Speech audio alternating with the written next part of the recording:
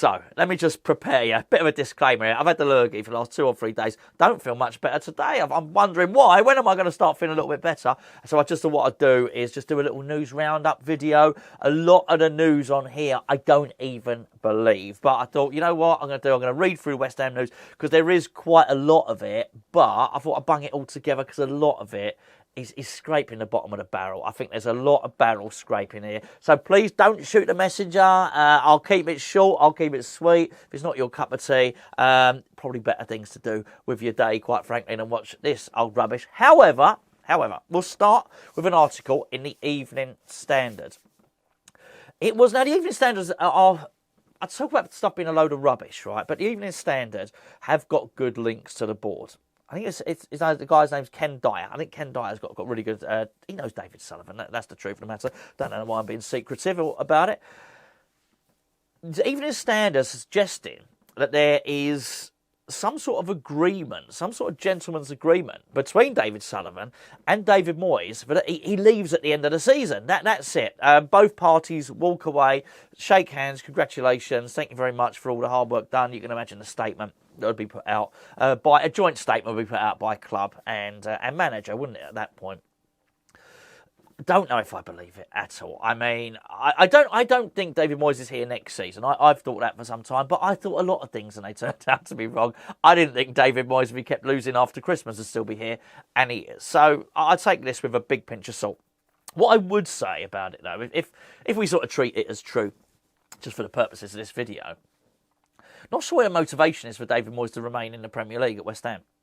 He's always got a relegation on his CV. I understand what his motivation would be to win the Conference League. He's never won a trophy. So clearly that's going to be something that he wants to do. I don't subscribe to this theory that David Moyes doesn't want to win a trophy. Why would you not? It'd be good for him, good for his career. Not so much his CV. He's getting to the end of his managerial career now, but it'd be good for him to look back on and say, you know what, I did whatever, managed 1,000 games, won a trophy as well. That'd be really good. The motivation for keeping us in the Premier League, I'm not so sure. So I understand, whilst I didn't agree with it, I understand the public backing of the manager. You publicly back the manager by saying, we're going to keep you, we're going to keep you, we're going to keep you. That keeps him motivated. It doesn't undermine him. He's not thinking that someone else can take his job. But I also think that saying we're going to let you go at the end of the season has the reverse effects. Where's the motivation? Anyway, that's that. Not sure whether I believe the story or not. One of the stories last 2 or 3 days, again, wasn't worth a video on its own, was that West Ham are interested in Wilfried Zaha. You know the guy. Yeah. Crystal Palace player, brilliant player, dives around a lot, moans a lot, but very good player. All right. I guess again we have to park what I just said about David Moyes being here. Let's just get one thing absolutely clear. Well, actually, let's get 2 things absolutely clear. I completely think Wilfried Zaha should stay at Crystal Palace, by the way.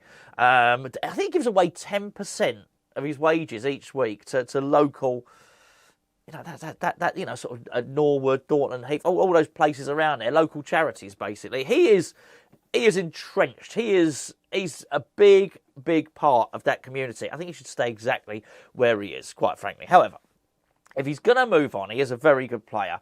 I can't see West Ham being his destination. Number one, there's another reason for not believing a lot of this stuff. We don't even know what division we're going to be in next season, right? Although I would imagine we'd probably have 2 lists, one for in case of relegation, one in case we stay up. But without putting too fine a point on it, there's no way that Wilfried Zaha can work under David Moyes. I feel difficult. I feel awkward explaining precisely why. If you know, you know. If you want to Google it. But let's just say at Manchester United, David Moyes and Wilfried Zaha had a massive falling out over family issues. Let's put it that way. There were some family issues there, which, as I say, I don't feel comfortable talking about it, quite frankly. But there's enough there to say there's no way. I can't think of another player who David Moyes is less likely to sign than Wilfried Zaha. So let's just put that out of the way. The other thing, Kalvin Phillips. Oh, it's non-stop. Honestly, it's non-stop, this linking with Kalvin Phillips. He's broken. Do you know he's not started? I didn't know this until I did some research this morning. Actually, research makes it sound more grand than it actually is. I read this morning, let me put it that way. He's not started a Premier League game for Manchester City since he signed for him. We did bid 50 million for him last January, not January before last. You know what I mean? Not last window, the one before. January 2022. That's what I was looking for. I said I'm all bunged up. I don't feel great. But there you go. I'd feel even less great if we signed Kalvin Phillips. He's broken. He is broken. Let's be fair. It was a bad transfer for Man City. I think, again, he's another one. He probably shouldn't have left Leeds. Should have stayed exactly where he was, really. Really good player, though. Really, really good player. An unbroken or a fixed Kalvin Phillips, absolutely. Yeah, love to take him. That would be great. I think he's a really, really good player. But I don't believe it. I just think, you know what? The media know we're selling Declan Rice, so they think, okay, who are West Ham going to get to replace Declan Rice? It's just I think it's an easy story to make, which is why it doesn't deserve a video on its own. And I'm just saying, I think it's a load of old nonsense. Right, there are some other things though.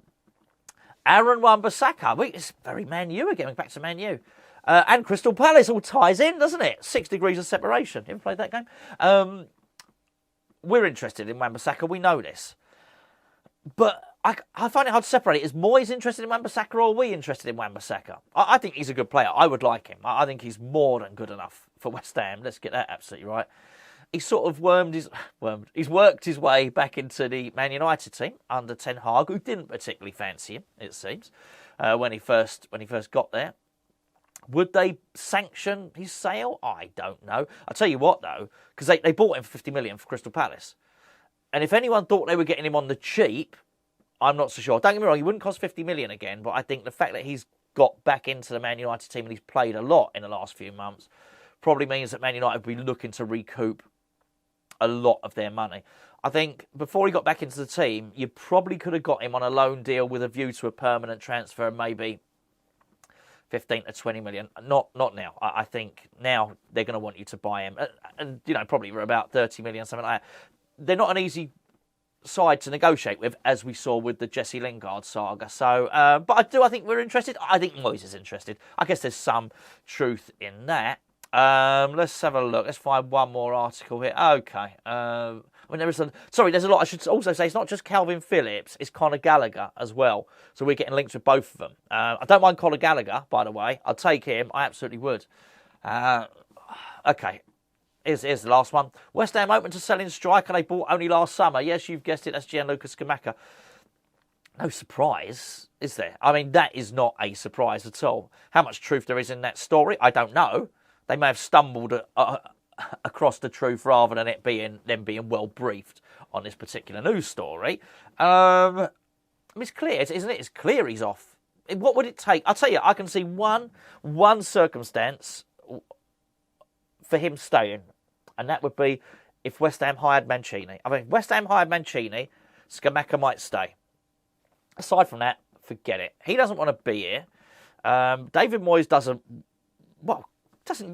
never utilise him. Probably doesn't know how to utilise him. It's not Scamacca's fault. He doesn't know how to utilise Danny Ings. Doesn't know how to utilise Sebastian Haller. Doesn't really know what to do with strikers. I had a little look at his Everton record. Actually, that ain't great, by the way.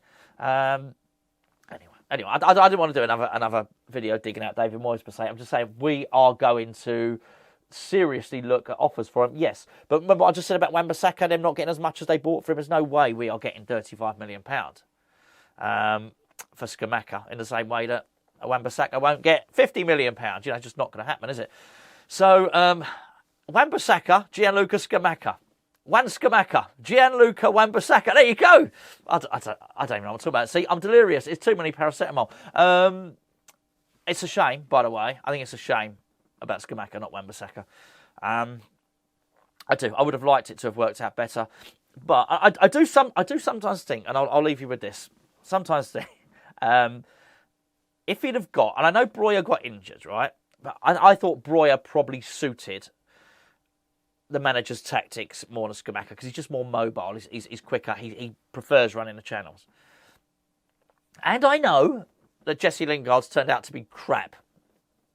And I think it's quite funny, okay? Allow me that little indulgence because I feel that Jesse Lingard led us a merry dance at West Ham. So, and he went for the money. He teased us. He was doing all the pie and mash stuff. He was doing the Nathan stuff. He was doing the crossed hammers. He was doing everything to tease us. The chicken run, was it? Sorry, it wasn't a pie match. It was the chicken run. That's it. He was doing the chicken run stuff and all that. If you know, you know. Remember? All the memes and all the nonsense, right? He teased us and then he dumped us, right? And by the way, I think David Moyes is to blame for chasing him for too long. But I do sometimes wonder, even though it didn't work out, if David Moyes had got Breuer, he'd have got Lingard, and he'd have got Anana, I think things might have been a little bit different. I'm not saying we would have won the Champions League. Well, we couldn't have won the Champions League. But I do wonder if things might have been a little bit different. Because I do look at Scamacca and think it's not his guy, is it? Do you know what I mean? It's not his type of striker. No strikers his type. So anyway, I'm going to leave it there. There's your news roundup for today. I'm going to go and I'm going to do whatever I'm going to go and lick a lemsip or something like that.